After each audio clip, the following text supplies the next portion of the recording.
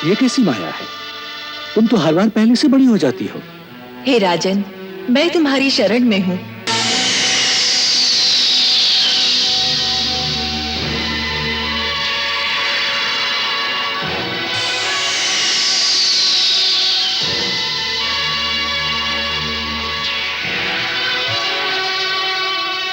समुद्र मंथन। हाँ देवी, समुद्र में जो दिव्य संपदाएं निहित हैं, उन्हें निकालने के लिए देवताओं और दानवों का मिलाप आवश्यक है। हुआ सागर मंथन, सागर मंथन, प्रारंभ हुआ सागर मंथन, सागर मंथन।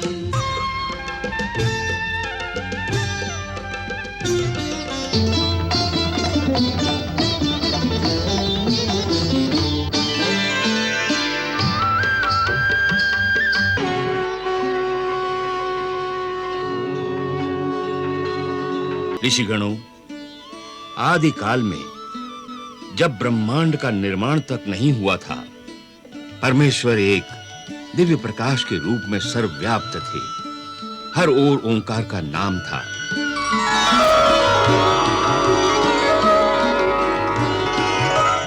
इसी दिव्य प्रकाश से आदि नारायण प्रकट हुए।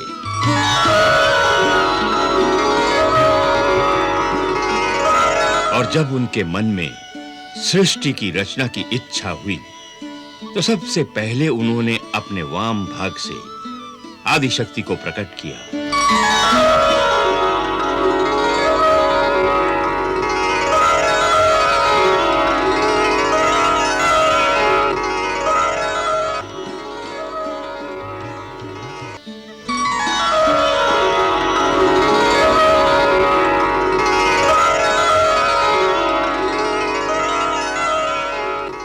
प्रभु, क्या आज्ञा है? देवी भगवती महालक्ष्मी, सृष्टि की रचना और संचालन का कार्यभार मैं आपको सौंपता हूं। आप अपने अंदर से अन्य शक्तियों को प्रकट कीजिए और सृष्टि की रचना, पालन और संहार का उत्तरदायित्व संभालिए। प्रभु, इसके लिए सबसे पहले आपको मेरी सहायता करनी होगी। कहिए देवी, क्या चाहते हैं आप? मेरी प्रार्थना ये है प्रभु कि आप अपने महा अस्तित्व के अंश से 3 दिव्य विभूतियां प्रकट करें। एक ब्रह्मा के रूप में, दूसरा अंश भगवान विष्णु के रूप में और तीसरा अंश भगवान सदाशिव के रूप में। तथास्तु।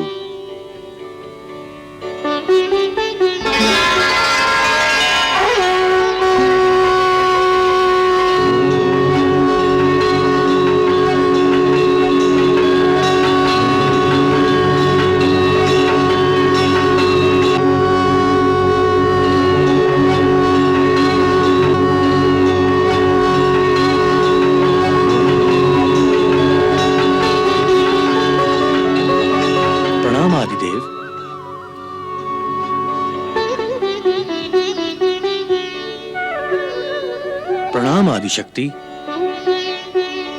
प्रणाम ब्रह्मदेव। प्रणाम। मेरी उत्पत्ति किस कारणवश की गई है? हे ब्रह्मदेव, सृष्टि की रचना के लिए आपका प्रादुर्भाव किया गया है। सृष्टि रचना का ये महत्वपूर्ण दायित्व आपको ही संभालना है। जो आज्ञा आदिशक्ति महालक्ष्मी। सृष्टि की रचना का दायित्व निभाने में मेरी शक्ति रूपा सरस्वती आपके साथ सहयोग करेंगी।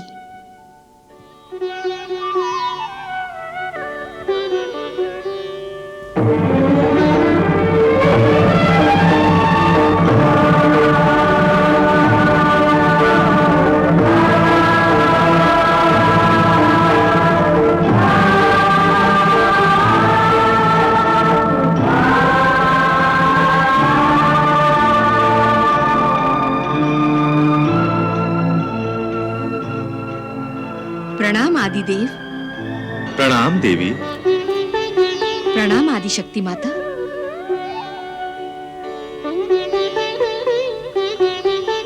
ब्रह्मदेव।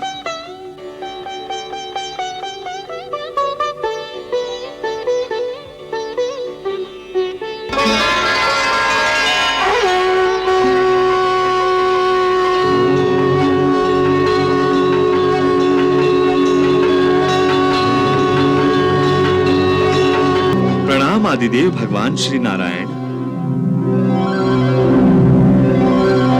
प्रणाम प्रभु।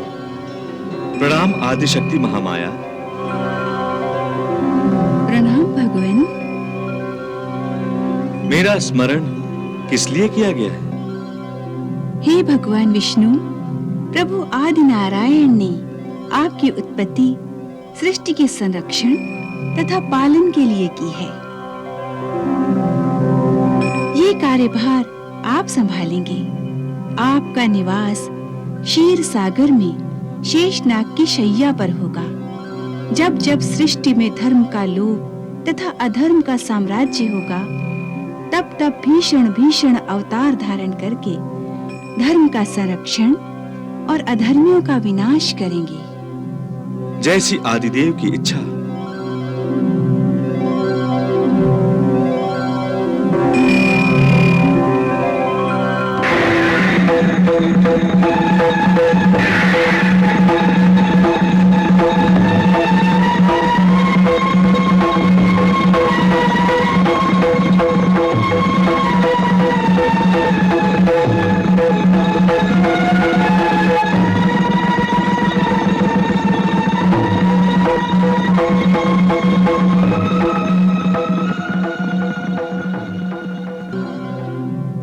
प्रणाम हे आदिदेव। प्रणाम आदिशक्ति। प्रणाम भोलेनाथ। प्रणाम भोलेनाथ। हे महादेवी, मुझे क्यों स्मरण किया गया है? हे भगवान सदाशिव, ब्रह्मदेव प्रभु की इच्छा से इस नश्वर संसार की रचना करेंगे। जिस प्रकार इस संसार की उत्पत्ति होगी, उसी प्रकार उसका विनाश भी आवश्यक होगा। इसलिए आपका दायित्व संहार होगा। जैसी प्रभु की इच्छा।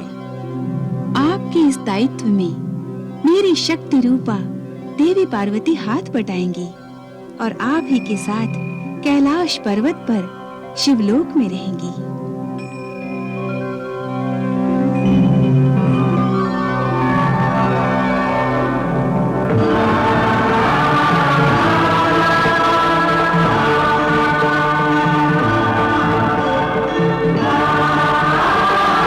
प्रणाम आदिदेव। प्रणाम देवी। प्रणाम आदिशक्ति। प्रणाम। प्रणाम भोलेनाथ।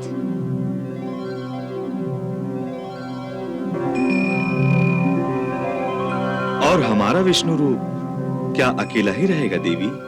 प्रभु, इसके लिए आपके विष्णु रूप को कुछ प्रतीक्षा करनी होगी।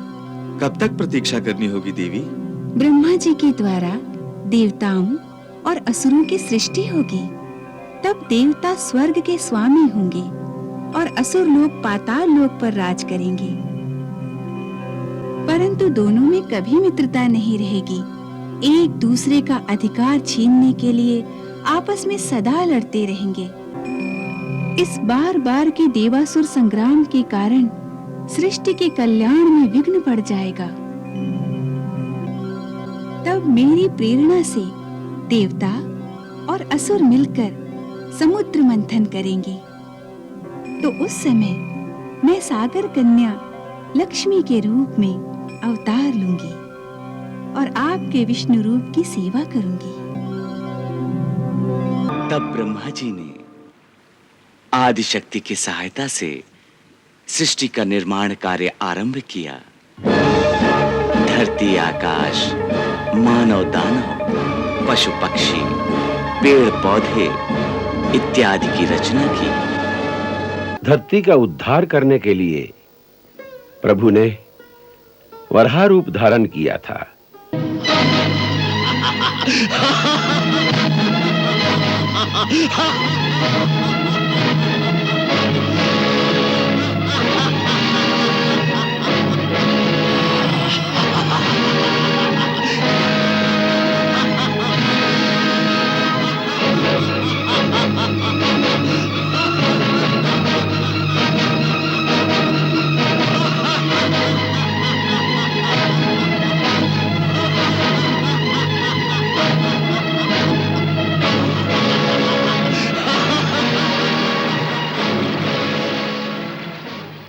देवता आतुर और निर्बल हो गए।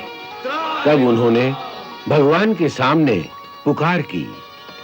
तब भगवान वराह का रूप धारण करके परमपिता ब्रह्मा जी की नासिका से प्रकट हुए।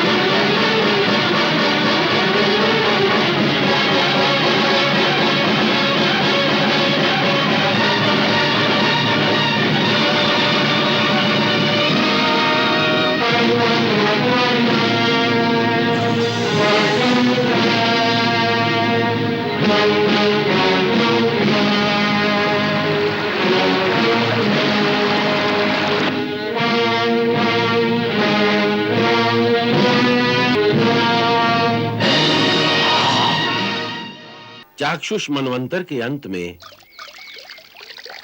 धरती पर जब प्रलय आई, सूर्य देवाय नमः, तो उस समय पृथ्वी पर एक बड़ा धर्मात्मा राजा सत्यव्रत ओम सूर्य देवाय राज्य करता नमः। था।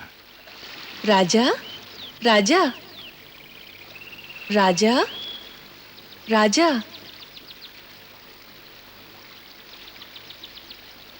ये आवाज किसकी है? राजा, मुझे जल में वापस मत फेंक। मैं एक छोटी सी मछली हूँ। नदी में बड़ी मछलियाँ छोटी मछलियों को खा जाती हैं। इसलिए जब मैंने आप जैसे वीर पुरुष के हाथों में अपने को सौंप दिया, तो मुझे विश्वास था कि अब राजा के हाथों मेरी रक्षा होगी। यदि राजा भी मुझे त्याग देंगे, तो फिर निर्बल प्राणियों की रक्षा कौन करेगा?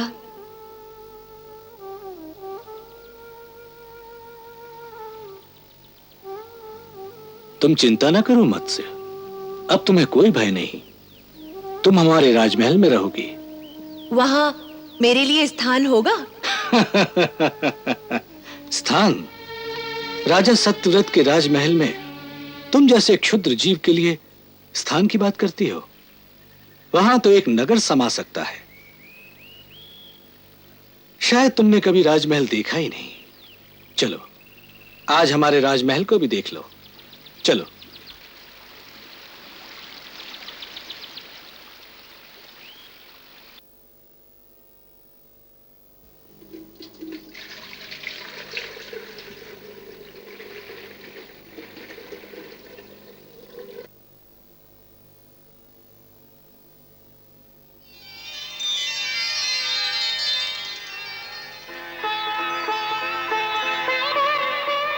इसके आहार का पूरा प्रबंध किया जाए। जो आज्ञा महाराज।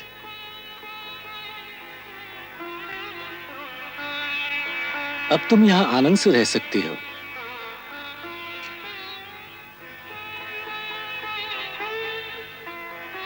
राजा, राजा, मेरी सहायता करो, मेरी सहायता करो राजा।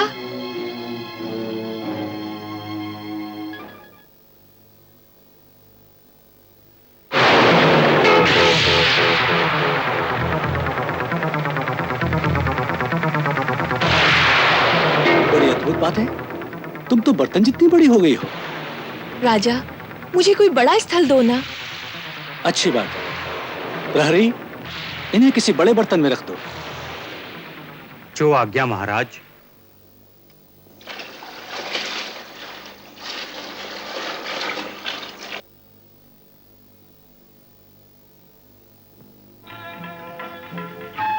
अब तुम यहां परमानंद से रहो।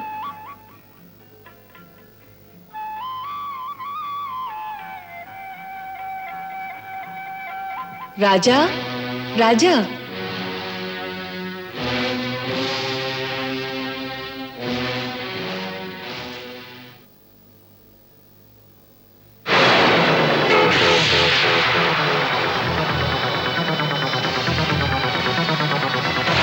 राजन, ये पात्र भी मेरे लिए पर्याप्त नहीं है। इस छोटे से पात्र में मैं कैसे रह सकती हूँ? ये कैसी माया है? तुम तो हर बार पहले से बड़ी हो जाती हो। हे राजन, मैं तुम्हारी शरण में हूँ। मुझे राजमहल में पर्याप्त स्थान देना आपका धर्म है। अवश्य, हम अवश्य अपने धर्म का पालन करेंगे। प्रहरी, इन्हें किसी और बड़े बर्तन में रख दो। जो आज्ञा महाराज।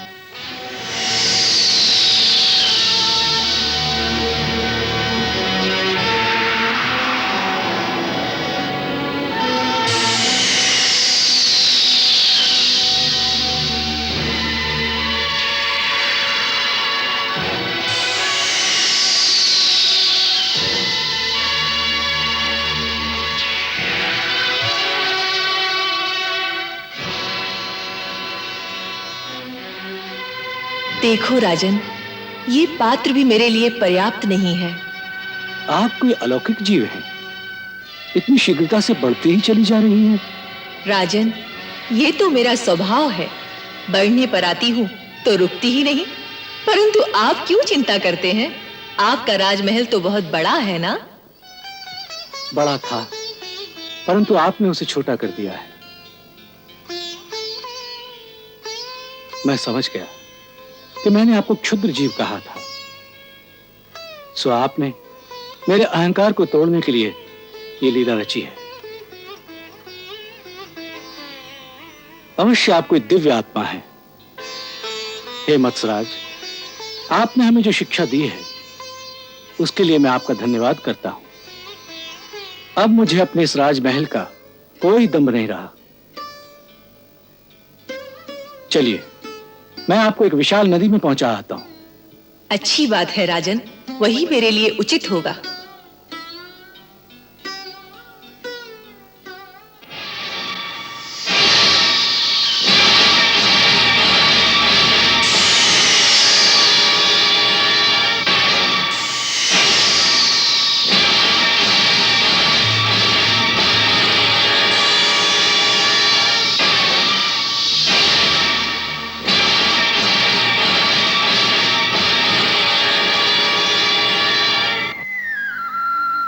हे महात्मा, आप कोई साधारण जलचर तो हो नहीं सकते। सच सच बताइए कि आप कौन हैं और ये मत्स्य का रूप धारण करके अपनी माया से हमें क्यों भरमा रहे हैं? एक ही दिन में जिसके आकार में इतना विस्तार हो जाए, ऐसा जलचर तो मैंने कभी न देखा न सुना। अवश्य आप सर्वशक्तिमान श्री हरि ही हैं। मैं मन, वचन तथा कर्म से आपकी शरण में आकर आपको प्रणाम करता हूं। हे प्रभु, मुझे अपने अलौकिक रूप के साक्षात दर्शन देने की कृपा करें। शंख चक्र और धर लीलाधर जगधारन, स्वयं चतुर्भुज मत्स्य रूप में प्रगटे श्री नारायण। निराकार के आज हुए साकार रूप में दर्शन, सफल हो गए नैन दरस कर, धन्य हो गया जीवन। हे सच्चिदानंद अच्युत अविनाशी भगवान, पृथ्वी पर आपके अवतार किसी न किसी विशेष अभिप्राय हेतु होते हैं। आप अनुग्रह करके अपने इस दास को यह समझाने की कृपा करें कि यह अद्भुत मत्स्य रूप धारण करने का क्या हेतु है प्रभु।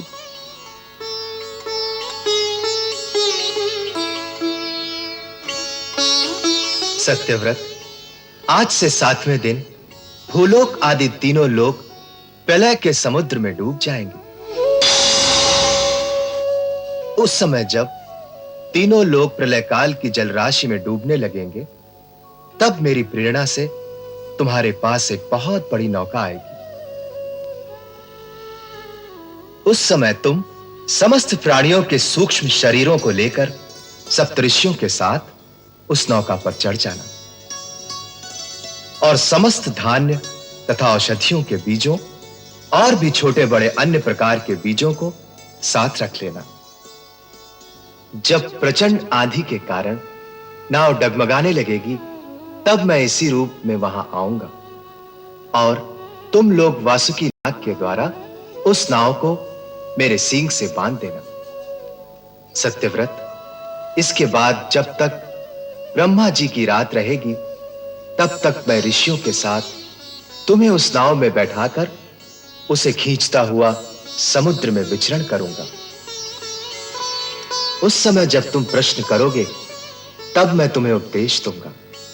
मेरे अनुग्रह से मेरी वास्तविक महिमा, जिसका नाम पर ब्रह्म है, तुम्हारे हृदय में प्रकट हो जाएगी और तुम उसे ठीक ठीक जान लोगे। फिर जब ब्रह्मा जी का नया दिन उदय होगा और प्रलय समाप्त होगी, तो तुम वैवस्वत मनु के रूप में एक मनवंतर तक सृष्टि का संचालन करोगे।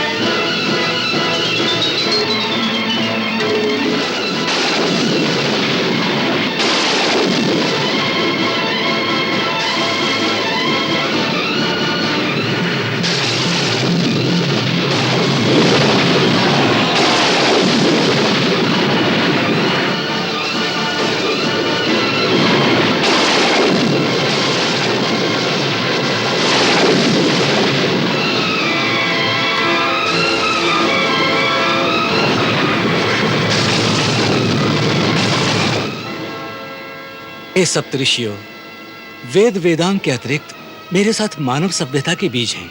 इस समय संपूर्ण सृष्टि विनाश को प्राप्त हो गई है। कभी उचित अवसर और अनुकूल परिस्थिति आने पर इन सृष्टि बीजों द्वारा हम पुनः जीवन और संस्कृति का प्रसार कर सकेंगे।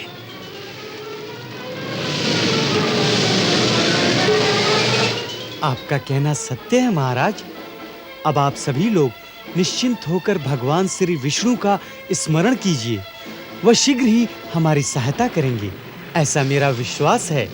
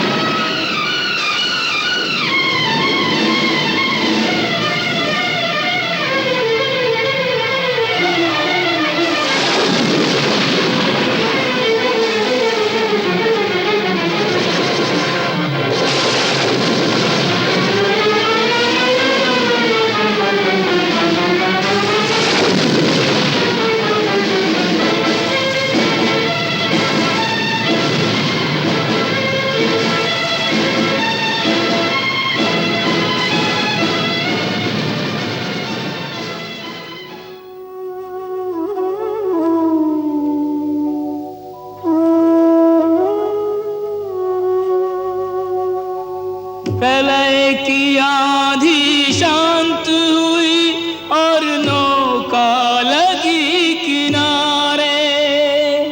मनु पृथ्वी पर नव जीवन नव संस्कृति लिए पधारे।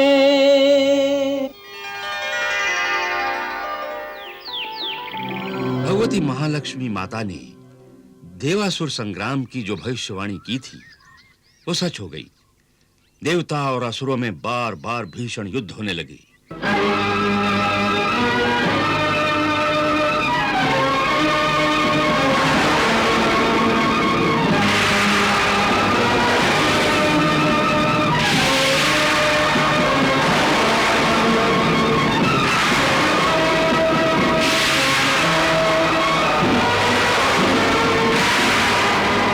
लगातार देवासुर संग्राम और सृष्टि के विनाश के कारण भगवती महालक्ष्मी माता चिंतित हो गई।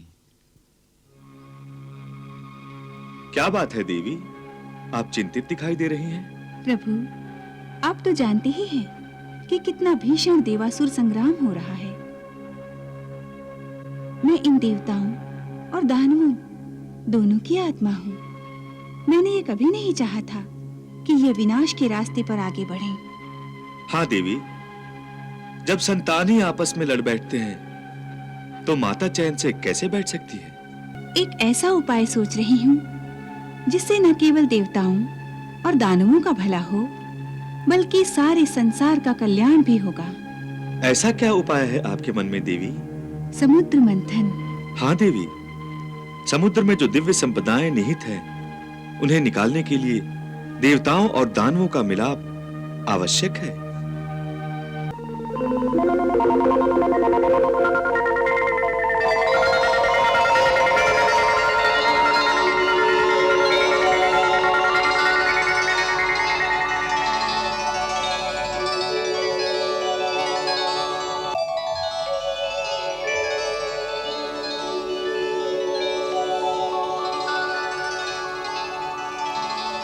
श्री आदि शक्ति महामाया को देव गुरु बृहस्पति का प्रणाम। कल्याणमस्तु। हे आदि शक्ति भगवती, आपने मुझे दर्शन देकर अनुग्रहित किया है। आज्ञा कीजिए, क्या सेवा करूं? हे वत्स, यदि आप देवताओं का उचित मार्गदर्शन करें तो यही मेरी बहुत बड़ी सेवा होगी, क्योंकि मेरा उद्देश्य ही जगत कल्याण है और ये उद्देश्य उस समय तक प्राप्त नहीं हो सकता जब तक देवासुर संग्राम बंद नहीं होता और दोनों में संधि नहीं हो जाती। देवताओं और असुरों में संधि?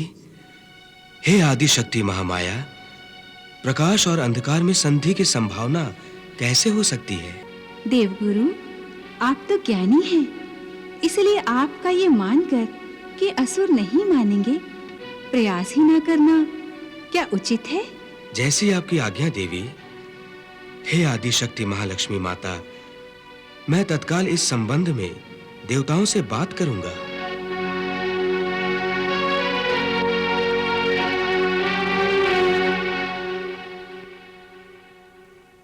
गुरुदेव, ये आप क्या कह रहे हैं? दानवों से, हमारे शत्रुओं से संधि? कदापि नहीं। घमंडी दानवों से हाथ मिलाना असंभव है, असंभव। दानवों से सहयोग नहीं, युद्ध ही हो सकता है, युद्ध। हे देवेंद्र, जगत कल्याण हेतु, जिसमें देवताओं का कल्याण भी सम्मिलित है, हमें असुरों से संधि करनी ही चाहिए। हे देवेंद्र, दानवों से संधि करनी ही होगी।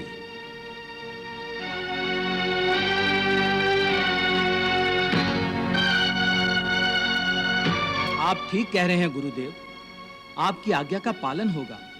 आप और मैं मिलकर इसी समय दानवराज बलि के पास चलते हैं। संधि कर ले, असुर देवताओं से संधि कर ले।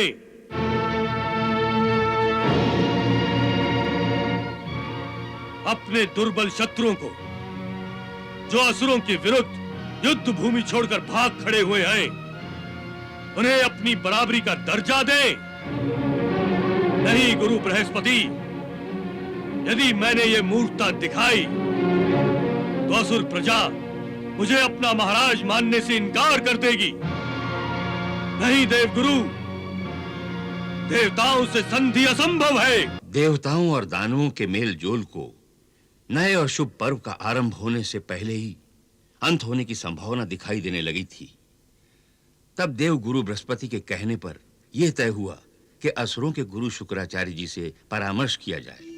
यह देखकर आदि शक्ति महालक्ष्मी ने देवी सरस्वती को आज्ञा दी। हे विद्या देवी सरस्वती, सृष्टि कल्याण के लिए देवासुर सहयोग परम आवश्यक है। इसलिए आप असुर गुरु शुक्राचार्य के हृदय में वास कीजिए, जिससे शुक्राचार्य असुरों को उनके हित और जगत कल्याण का मार्ग दिखाएं।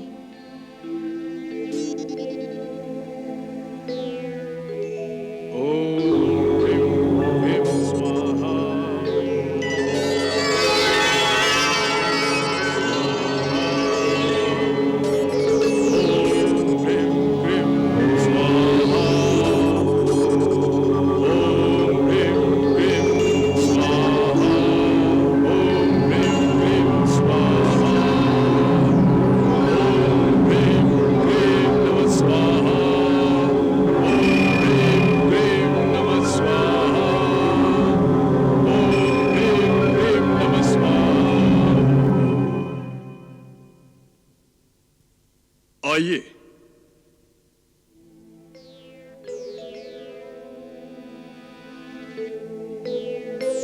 आइए। प्रणाम गुरुदेव। आयुष्मान भव। प्रणाम गुरुदेव। प्रणाम। प्रणाम गुरु बृहस्पति। प्रणाम भार्गव। आइए विराजिए। आइए आइए विराजिए। ये आप क्या कर रहे हैं भार्गव? विराजिए। आपके प्रति मेरे मन में जो आदर है, बस वही व्यक्त कर रहा हूं। देवेंद्र, आप भी विराजिए। महाराज बलि, आप भी बैठ जाइए।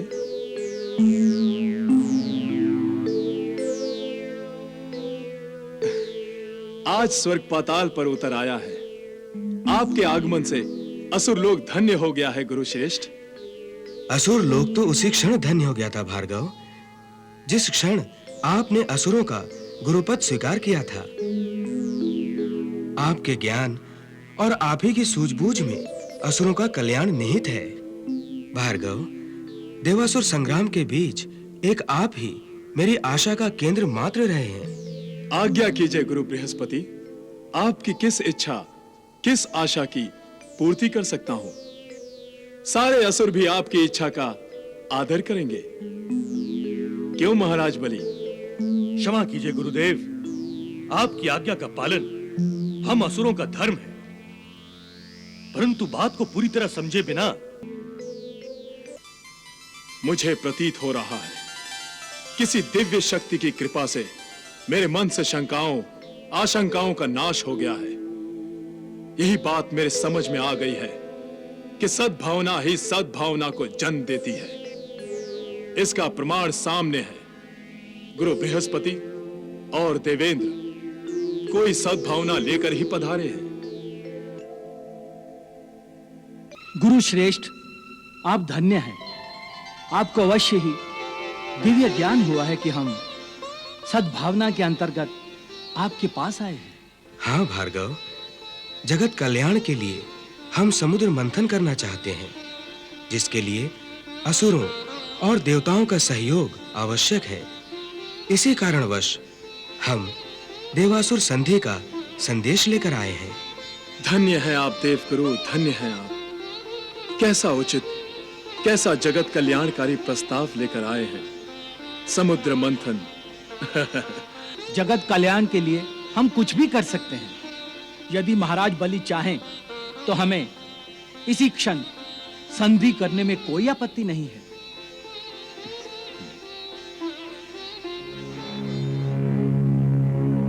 हे असुरराज, संधि के शुभ कार्य के लिए आपको मेरी आज्ञा की आवश्यकता नहीं है। आपको मेरी आज्ञा बिना ही देवेंद्र से संधि कर लेनी चाहिए।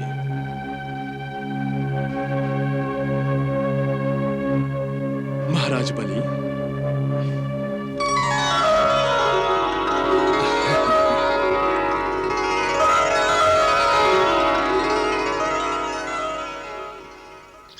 जब देवता और असुर दोनों इस बात को मान गए कि दोनों मिलकर समुद्र मंथन करेंगे, तब बलि के दरबार में इस बात पर झगड़ा शुरू हो गया कि समुद्र मंथन से जो रत्न और दूसरी संपदा निकलेगी, उसका बंटवारा कैसे होगा।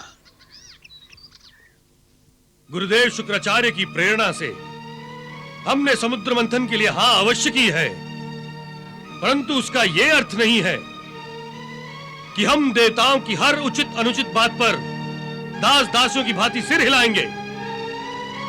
और देवेंद्र, आप इस भ्रम में भी मत रहिए कि समुद्र मंथन के समय आप हमसे छल कपट कर पाएंगे।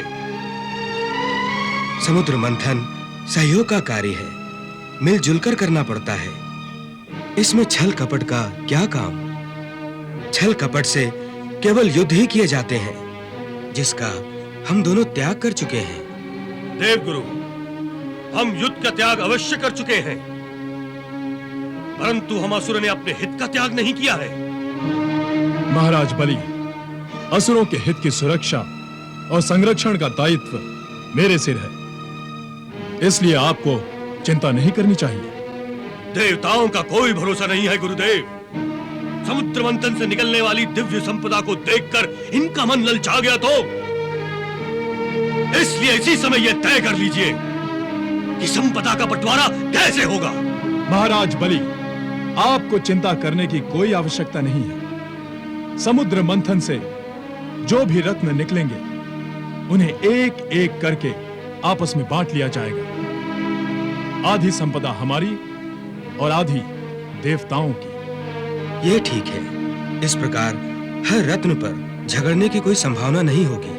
परंतु समुद्र मंथन में सबसे पहले जो कुछ भी निकलेगा, उस पर अधिकार हमारा होगा। पहले आप ही का अधिकार क्यों, हमारा क्यों नहीं? हमारा अधिकार अधिक है, क्योंकि हम देवताओं से अधिक बलवान हैं और हमने देवताओं को पराजित किया है। विजेता का अधिकार अधिक ही होना चाहिए। ये तो छल है, अन्याय है। हे देवेंद्र, हम यहाँ सहयोग करने के लिए आए हैं, झगड़ने के लिए नहीं। फिर छोटी-छोटी बातों पर झगड़ा किस लिए? ये तो असुरों और देवताओं के भाग्य की बात है कि किसको क्या मिलेगा। समुद्र मंथन द्वारा जो कुछ भी पहले निकलेगा, वो असुरों को ही दिया जाएगा। कदाचित पहला रत्न उन्हीं के भाग्य में हो।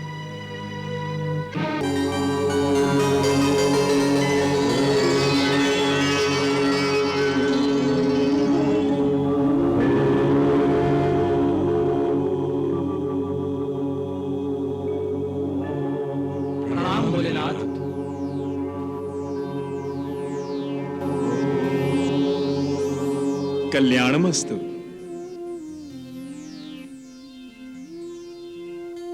दानवों और देवताओं के प्रतिनिधियों को एक साथ देखकर मन प्रसन्न हो गया।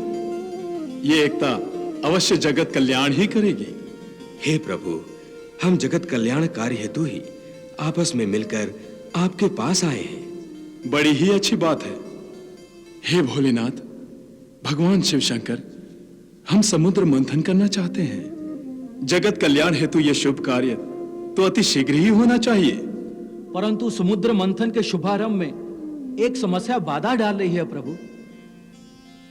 भगवान, सृष्टि के इस विशाल, विकराल और भव्य समुद्र को मथने के लिए ना तो हमारे पास मथनी है और ना ही मथनी को घुमाने के लिए इतनी लंबी रस्सी है। समझ में नहीं आता कि हम क्या करें। हे प्रभु, आप ही हमारा मार्गदर्शन कीजिए। हे देवेंद्र, हिमालय पर्वत की विशाल श्रृंखला में एक विशाल और विकराल मंदार पर्वत है जिसका आकार मथनी जैसा ही है। आप उस पर्वत को मथनी बना सकते हैं। वाह प्रभु वाह, आप धन्य हैं। और हे असुराज बलि, पाताल लोक में नागराज वासुकी वास करते हैं।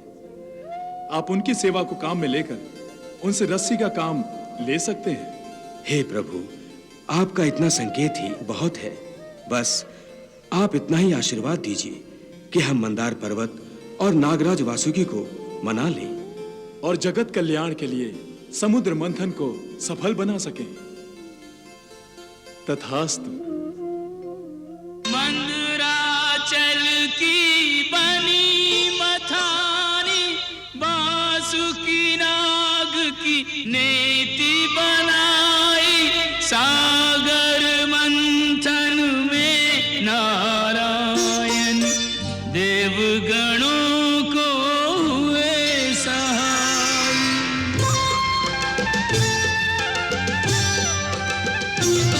प्रारंभ हुआ सागर मंथन, सागर मंथन। प्रारंभ हुआ सागर मंथन, सागर मंथन।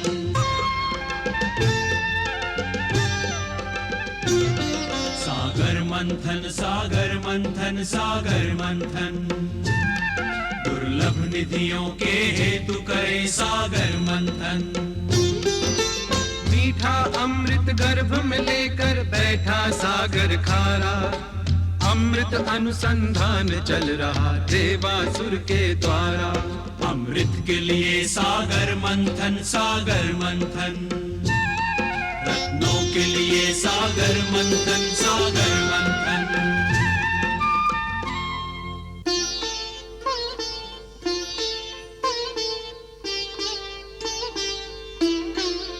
सिंधु अभी मथने को पड़ा है, मंदराचल में भार बड़ा है। दोनों दल में प्रश्न खड़ा है, भीषण भार उठाएं कैसे, भीषण भार उठाएं कैसे। पर्वत जल में डूब रहा है, धीरज साहस छूट रहा है। पर्वत के संग जल में डूबती आस की नाव बचाएं कैसे। अमृत के प्यासे बेचारे टूटे टूटे हारे हारे, सोच रहे के सहायता लेने मंथन छोड़ के जाएं कैसे। मंथन छोड़ के जाएं कैसे, पर्वत भार उठाए कैसे। ये क्या हो रहा है देवेंद्र? स्वयं के भार से मंदराचल नीचे की ओर जा रहा है, हमें इसे आधार देना होगा। मंदराचल को कौन आधार देगा? शीघ्र कुछ कीजिए देवेंद्र, मंदराचल डूब गया तो हमारा किया सारा श्रम बेकार हो जाएगा। नारायण नारायण।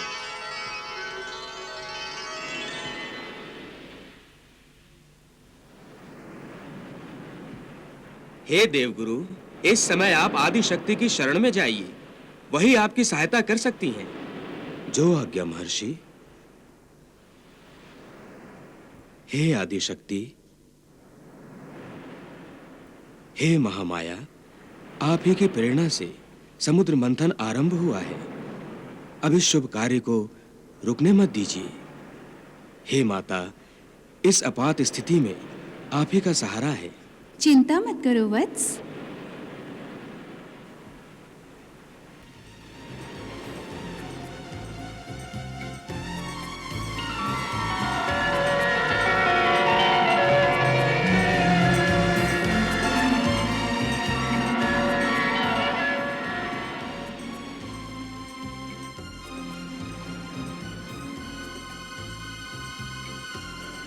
हे आदिशक्ति, हमें स्मरण क्यों किया है?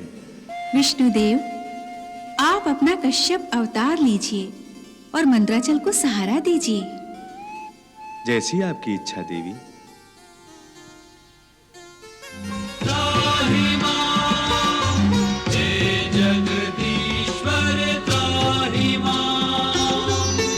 लक्ष्मी संग देवों की विनती सुनकर चकित हुए नारायण। सागर मंथन सफल बनाने कच्छप रूप किया हरिधारण।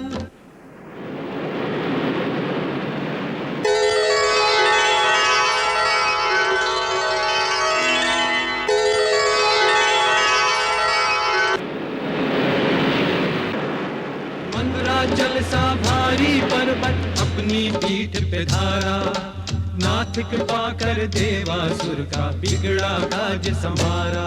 चौकोर हुआ जय घोष जयति जय नारायण, फिर होने लगा सागर मंथन सागर मंथन। हे आदिशक्ति महालक्ष्मी माता, तेरी जय हो। जय हो, तेरी जय हो माता, तेरी जय हो माता।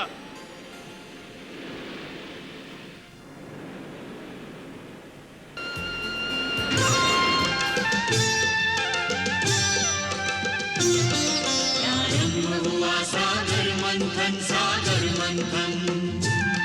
प्रारंभ हुआ सागर मंथन सागर मंथन। मंदराचल सा भारी पर्वत अपनी पीठ पे धारा, ले कच्छप अवतार प्रभु देवों का काज सवारा। प्रारंभ हुआ सागर मंथन सागर मंथन।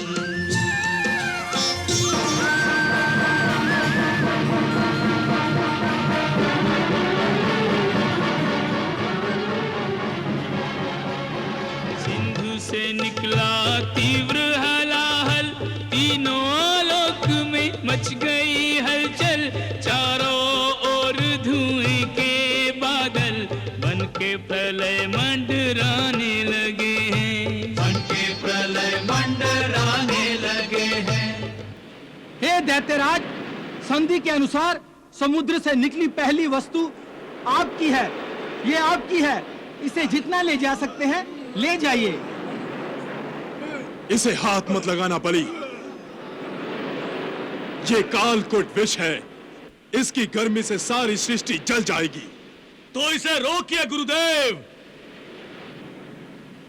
हे देवेंद्र, तुम महामाया आदिशक्ति से प्रार्थना करो, वही मार्गदर्शन कर सकती हैं।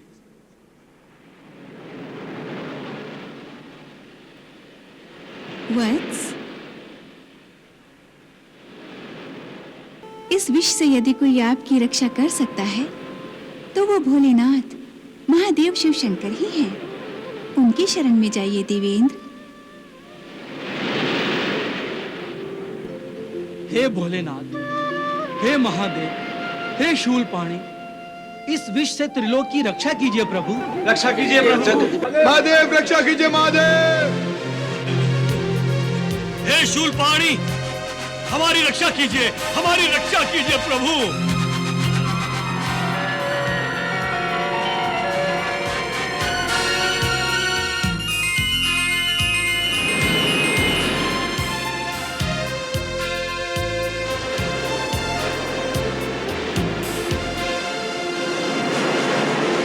प्रणाम भोलेनाथ। महामाया माता आदिशक्ति जो चाहेंगी वो अवश्य होगा। इसलिए हे देवेंद्र, आप चिंता से मुक्त हो जाइए। जय शंकर भोले भंडारी, परम कृपाल जगत हितकारी। तीव्र हलाहल पीकर भगवन, तुमने सर्वापदा निवारी। तुम जैसा कोई और नहीं है भय भंजन दुखहारा। जय गिरिजापति जय शिव शंकर, तुमको नमन हमारा। जय नीलकंठ देवादिदेव कल्याण करन, शतकोटि नमन शतकोटि नमन शतकोटि नमन।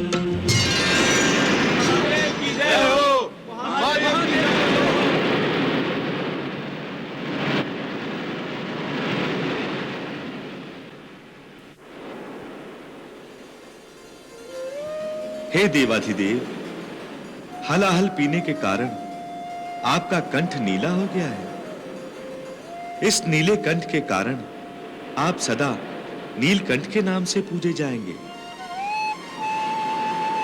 सागर मंथन सागर मंथन सागर मंथन, दुर्लभ निधियों के हेतु करे सागर मंथन। मीठा अमृत गर्भ में लेकर बैठा सागर खारा। अमृत अनुसंधान चल रहा देवासुर के द्वारा। अमृत के लिए सागर मंथन सागर मंथन।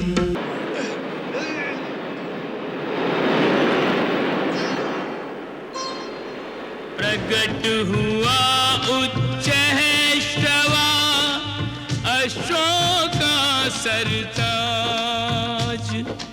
असुर देख विस्मित हुए, चकित हुए सुरराज। अशोका सरताज।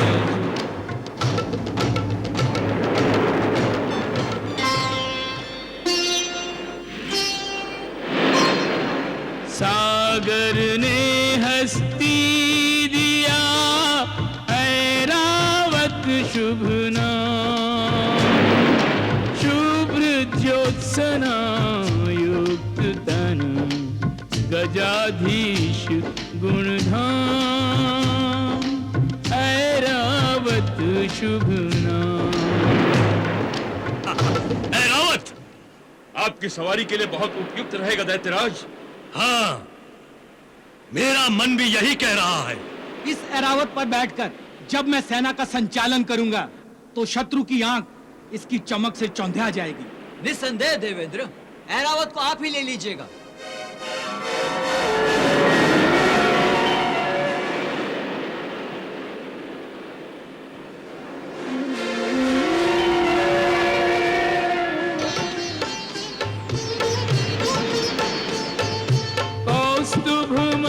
मणियों में शिरोमणि, सूर्य चंद्र के भवन, इसी से दिवाली। सागर ने होकर उदार इसे भेंट किया, मणि ये समृद्धि को भी वृद्धि देने वाली। देवेंद्र, क्या यही कौस्तुभ मणि है? हाँ असुर श्रेष्ठ, यही कौस्तुभ मणि है। ये दिव्य मणि आपके गले की शोभा बढ़ाएगी दैत्यराज। इस पर तो केवल आपका ही अधिकार होना चाहिए देवेंद्र। हाँ,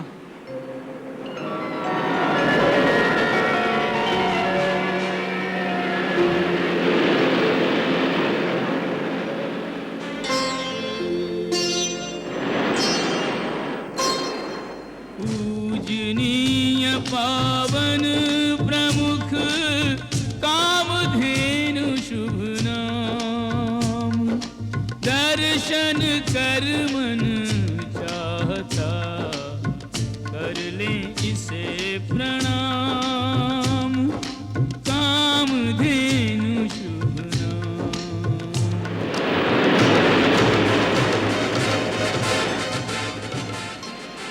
पारिजात की जात का वृक्ष न कोई और, कल्प वृक्ष तिहु हूँ लोक के वृक्षों का सिरमोर,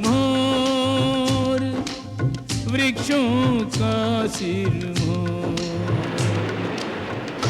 दैत्यराज, इसे हम असुर लोग ले जाएंगे। कल्प वृक्ष ही क्यों, देखते जाओ, सभी रत्न हमारे साथ असुर लोग जाएंगे।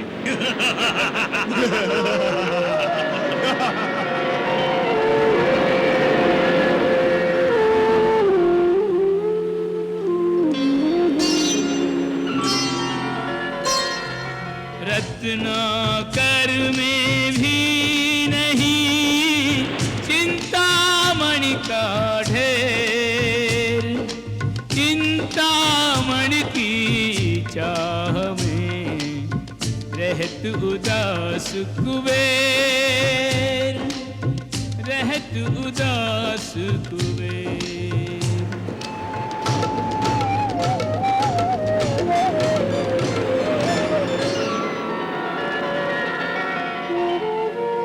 देवी, अब सृष्टि की वो सबसे शुभ घड़ी आ पहुंची है, जब आपको लक्ष्मी का अवतार धारण करना और जगत कल्याण के लिए सुख समृद्धि और धन संपत्ति की वर्षा करनी है।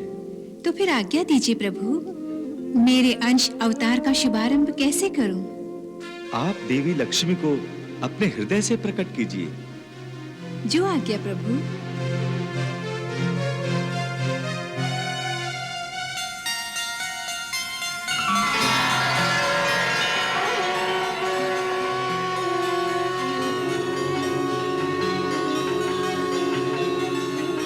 प्रणाम भगवान। प्रणाम आदिशक्ति भगवती माता। प्रभु, आज्ञा दीजिए, मैं आपकी क्या सेवा करूं? देवी लक्ष्मी, जगत कल्याण के लिए आपका प्रादुर्भाव किया गया है। आपको अपनी शक्तियों से संपूर्ण ब्रह्मांड का संचालन करना है और जगत पालन में हमारे अंश भगवान विष्णु की सहायता करनी है। जैसे प्रभु की इच्छा।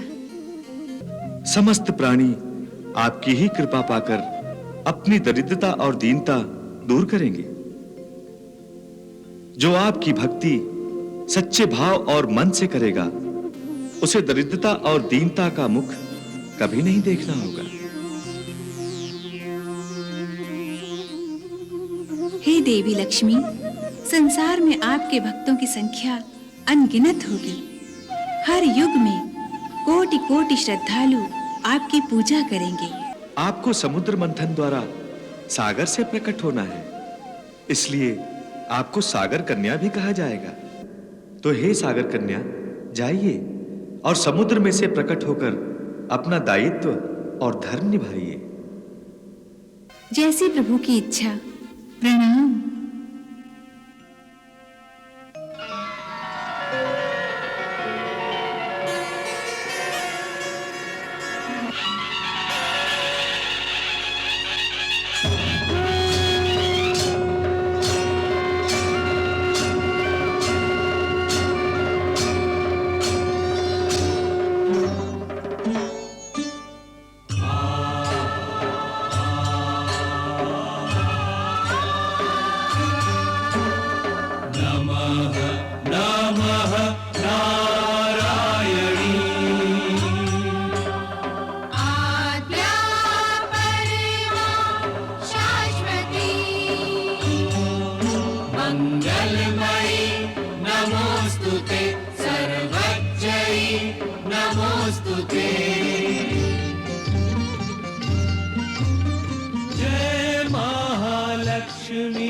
सकल वरदानी, जय महालक्ष्मी सकल वरदानी।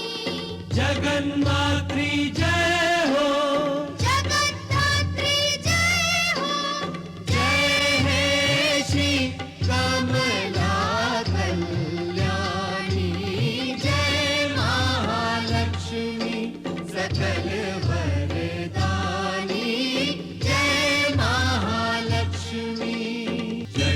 ब्रह्म स्वरूपिणी, जयति धर्म निरूपिणी।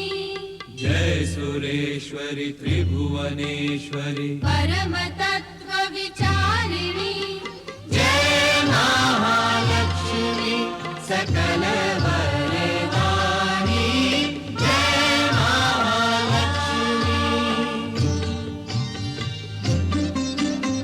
रूप अनूप नयन में भर के जन्म सफल हुआ दर्शन करके वैभवशालिनी जय हो गौरवशालिनी जय हो धन पर स्वर्णिम ज्योति सुहानी जय महालक्ष्मी सकल वरदानी जय महालक्ष्मी।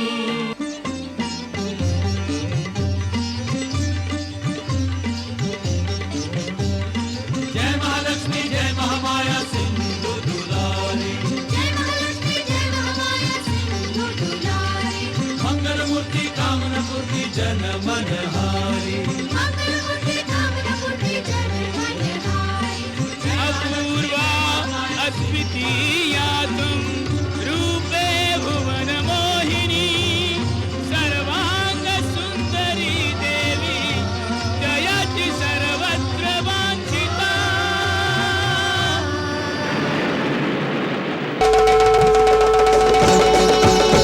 हरि दूल्हा बनके आए री लक्ष्मी के द्वारे हरि दूल्हा बनके आए री लक्ष्मी के द्वारे महालक्ष्मी के द्वारे बारात ले पधारे सजन प्यारे प्यारे बाराती न्यारे न्यारे हरि दूल्हा बनके आए री लक्ष्मी के द्वारे हरि दूल्हा बनके आए री लक्ष्मी के द्वारे।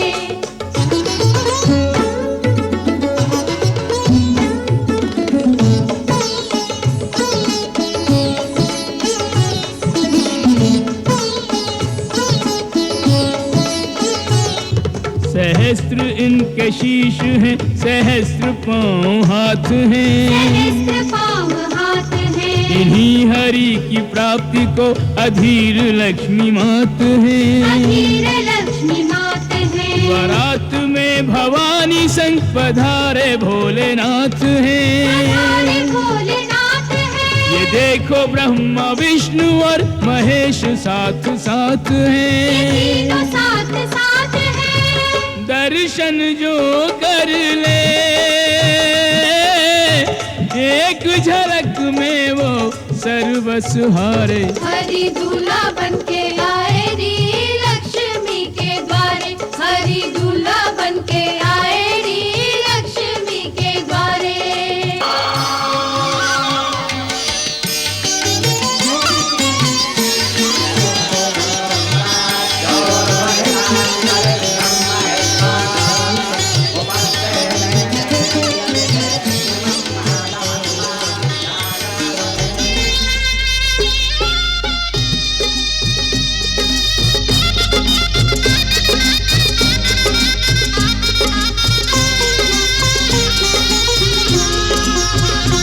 भयो पूरन कन्यादान समय आयो हरे हरे समय आयो भावर को हीरे भगवती संग भगवान समय आयो हरे हरे समय आयो भावर को भयो पूरन कन्यादान।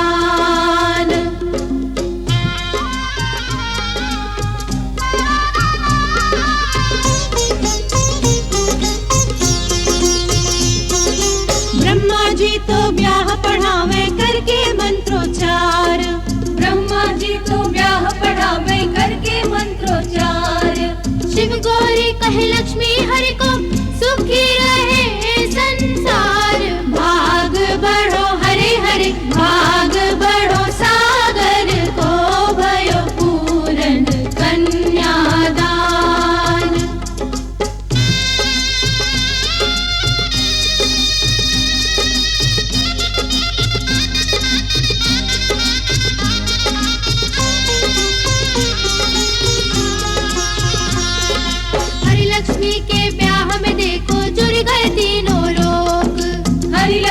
के ब्याह में देखो जुड़ गए तीनों लोग। लक्ष्मी मात रत्न चिंतामणि श्री हरि वृक्ष अशोक। बढ़ावे सुख हरे हरे बढ़ावे सुख अंतर को। फिरे भगवती संग भगवान समय आयो हरे हरे समय आयो भावन को भयो पूरन कन्यादान।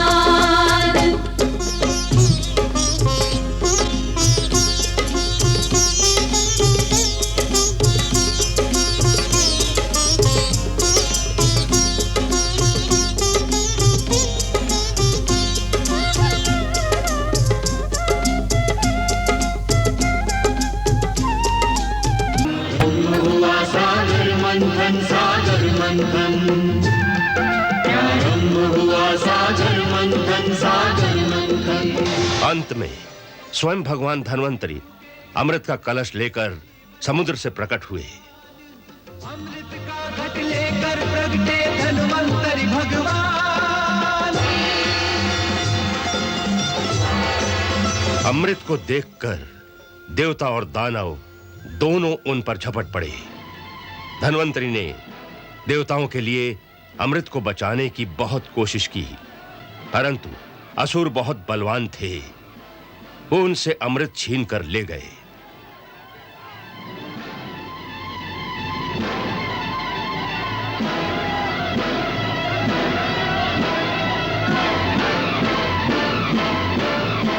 भगवान जानते थे कि देवताओं में इतना साहस नहीं है कि वो उन शक्तिशाली असुरों से लड़कर अमृत छीन लें। ऐसी अवस्था में यदि असुर अमृत पी लेते तो इस सृष्टि में सदा के लिए पाप और अत्याचार का राज्य हो जाता। आप चिंता ना करें, हमें अमृत जैसे दिव्य पदार्थ को उनके हाथों से अवश्य बचाना है, क्योंकि तामसी और आसुरी शक्तियां अमृत पीकर अमर हो गईं, तो सृष्टि में व्यभिचार और अनाचार भी अमर हो जाएंगे। इसलिए धर्म की रक्षा के लिए, धर्म को विनाश से बचाने के लिए हमारा स्वयं आना परम आवश्यक हो गया है। तब भगवान ने देवताओं की सहायता के लिए स्वयं एक सुंदर स्त्री का रूप धारण किया।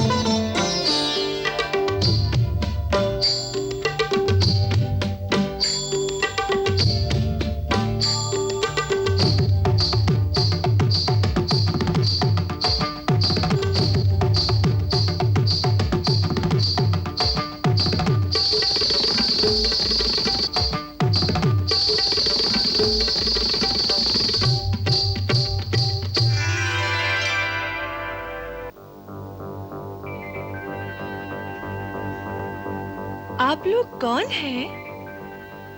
इस प्रकार आपस में क्यों कलह कर रहे हैं? देवी, हमने समुद्र मंथन करके अमृत प्राप्त किया है।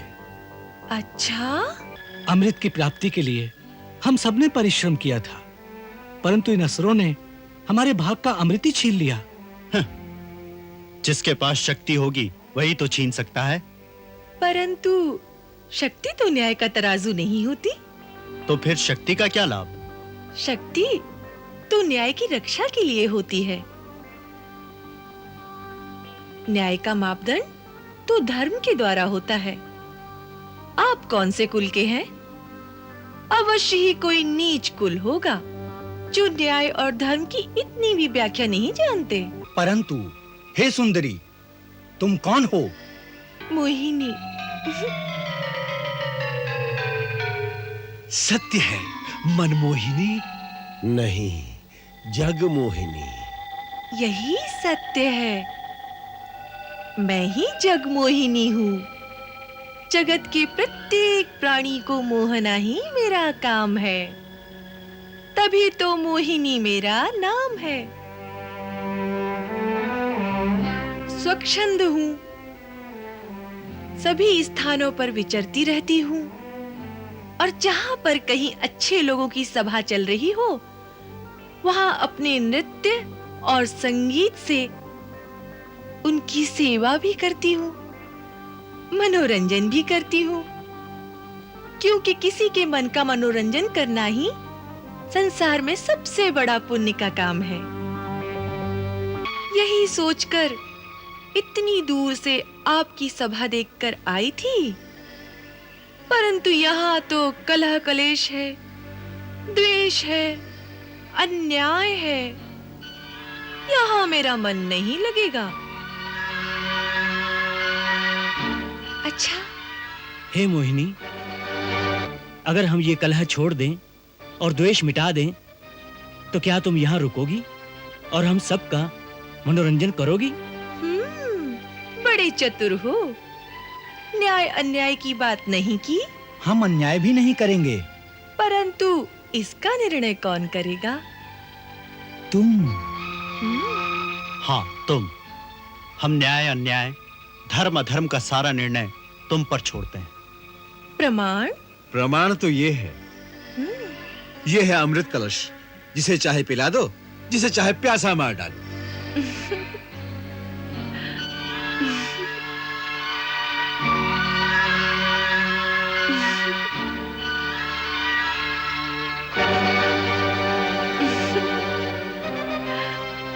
ना ना ना, इतना बड़ा उत्तरदायित्व मेरे कंधों पर ना डालो। शास्त्र कहता है कि कुलीन पुरुषों को किसी स्वच्छंद नारी पर कभी विश्वास नहीं करना चाहिए। तुम महर्षि कश्यप के कुल से हो, फिर सोच लो। देवी, बड़े से बड़ा कुलीन, बड़े से बड़ा शूरवीर, बड़े से बड़ा महात्मा और बड़े से बड़ा योगी जब किसी सुंदरी के नयन बाण से घायल होकर घुटने टेक देता है, तो वो अपना धर्म, अपना कुल, अपनी वीरता, अपनी तपस्या, सब कुछ उसकी ठोकरों में डाल देता है। तब उसे उचित अनुचित, पाप पुण्य, अच्छे बुरे का कोई भान नहीं रहता। वही दशा हमारी। जो तुम्हारी इच्छा हो वैसा ही करो। योग्य अयोग्य, पात्र कुपात्र तुम ही जानो। जिसे अमृत के योग्य समझो उसे अमृत दो, जिसे अपने सौंदर्य के योग्य समझो उसे अपने सौंदर्य का रसपान कराओ, और जिसे अपने योग्य समझो उसे अपना आप सौंप दो। जो तुम्हें पालेगा उसे फिर अमृत की क्या आवश्यकता। सत्य कहा। प्राणी यदि ऐसा ही समर्पण भगवान के चरणों में करे तो तत्क्षण मुक्ति पाले, परंतु शायद भगवान नारी के ही रूप में अधिक शक्तिशाली होते हैं।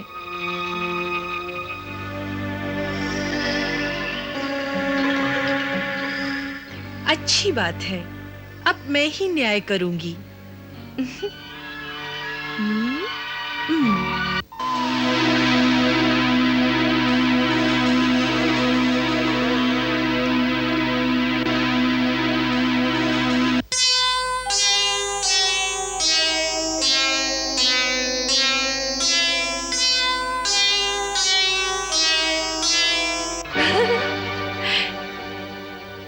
आप लोग मेरे साथ चलिए, आइए।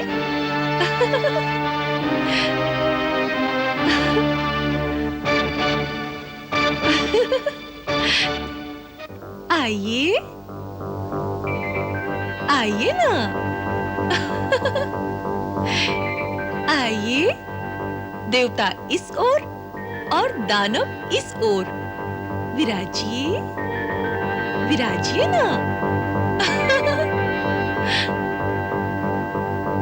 देवता इस ओर, दानव इस ओर, पंक्तिबद्ध होकर बैठ जाएं।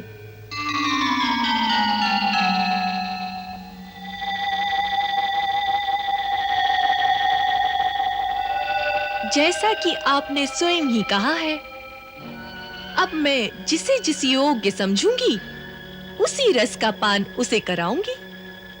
स्वीकार है?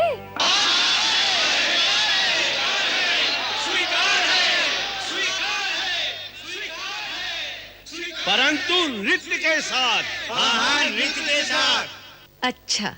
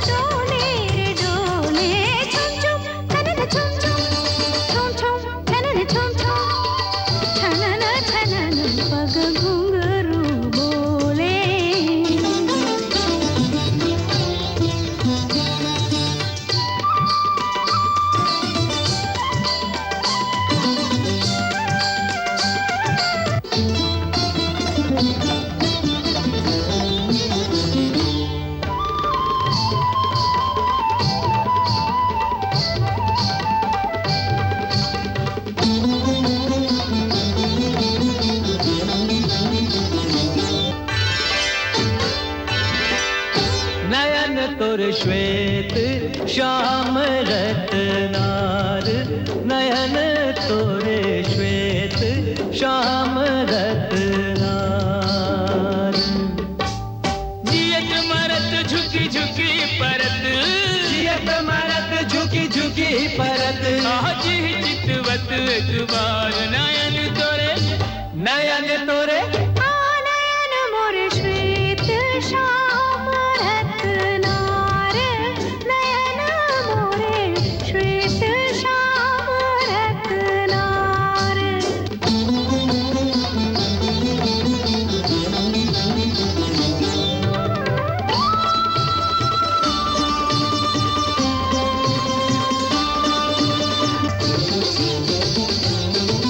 छवि मोहिनी शुभांगी काया, तू जाने कोई मोहिनी माया।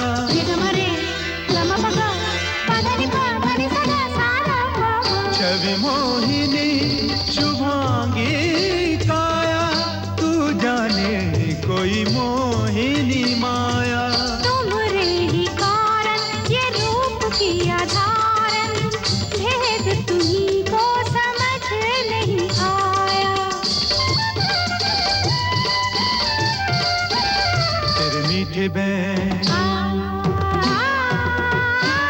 तीखे ये नैन, तेरे मीठे बैन तीखे ये नैन, प्रेम की भाषा बोले रे बोले। छुम छनन छुम, छुम छुम छनन छुम, छनन छनन पग घुंघरू बोले, छनन छनन पग घुंघरू बोले।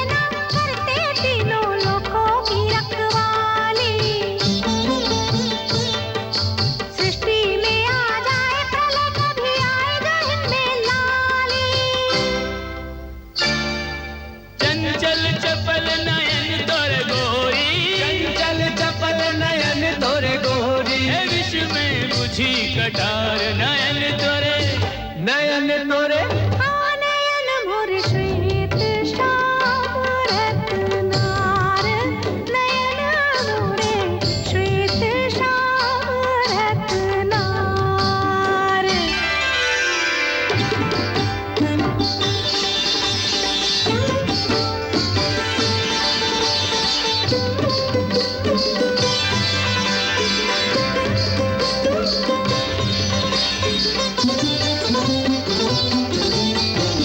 घट से किसी को घूंघट से किसी को प्रेम सुधा रस दे दे सभी को